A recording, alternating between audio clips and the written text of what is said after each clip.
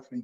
Yes, and this idea like loving devil to death. Some I heard from some other teachers that this is like like the path to like liberation is trying to love like evil, like devil.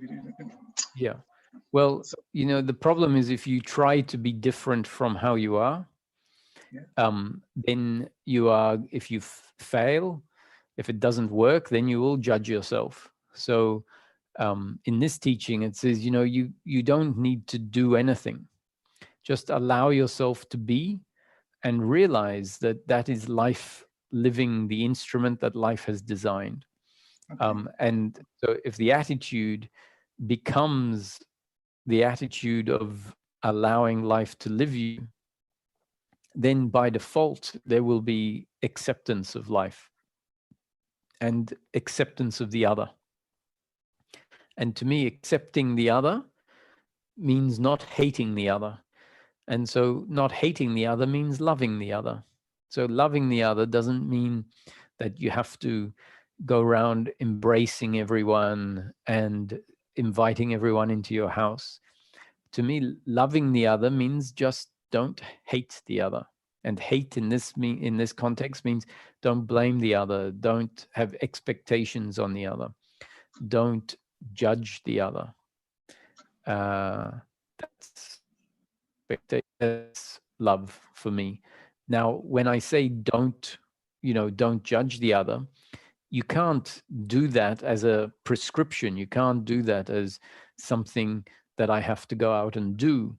It will happen when life delivers the new conditioning that allows the doership to fall away, because it's seen to be an additional or a lens on through which life is seen that isn't how life actually is.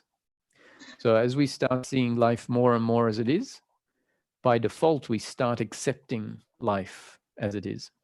Yes. Do you find in yourself like this feeling sometimes like anger arising, or even like anger is less and less in your like vehicle?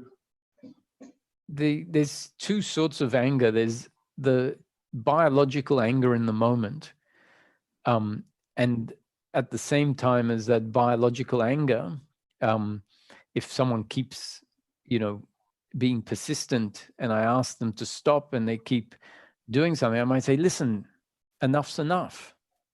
Now that to me is the biological, but after that, there's no psychological shame for myself, and there's no psychological blame for them having pushed, having acted repetitively to make me have to say, look, enough's enough.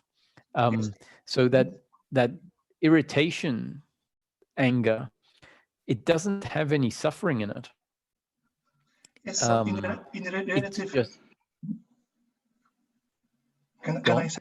So am I listening to you? So in relative quick time, you can, this person which like made arising like anger with you, in relative quick time, you can give him like 5. Have 5 in other situation. You are not like attached to this feeling and this psychological thinking about what's happened. Yes.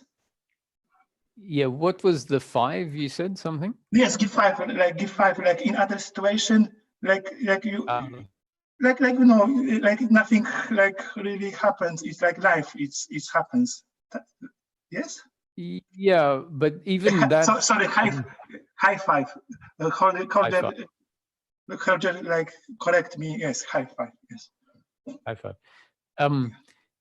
Yeah, at another time that maybe it wouldn't irritate me, but to me the irritation in one situation and then the irritation not happening in another situation is not because in one situation there was suffering, and then I didn't get involved with the suffering, and in the other situation the suffering didn't arise.